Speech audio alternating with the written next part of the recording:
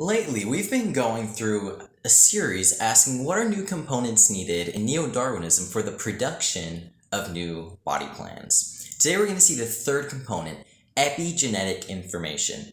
Now, epi simply means beyond, so this epigenetic information simply means information beyond the genes. Examples of this information are membrane targets, ion channels, the electromagnetic field, and the sugar code.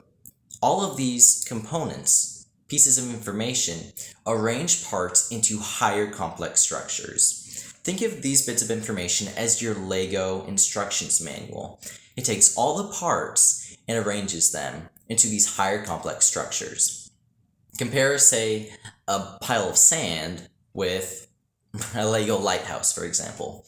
Pile of sand, it's not an invention, it's just a random arrangement of random parts with no particular function. Now, the lighthouse, on the other hand, is specific parts arranged specifically into a higher complex structure which serves a specific function. That is an example of an invention. Specificity matters in that case for the function of the structure itself. You need information beyond the parts on how to arrange the parts into this higher complex structure. That is epigenetic information, and it is required for new animal body plans.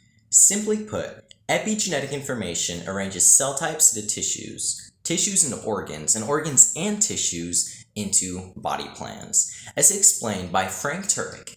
Since DNA alone does not entirely control body plan formation, mutating DNA alone will never generate a new body plan. Take infinite time, it will never happen. So we need new epigenetic information for new body plans. For a new structure, you need new information on how to add the new parts in a way that's functional. Can we get this? No, for two reasons. First, these structures, these pieces of information are generally too large to be mutated by the usual sources of mutation, such as radiation.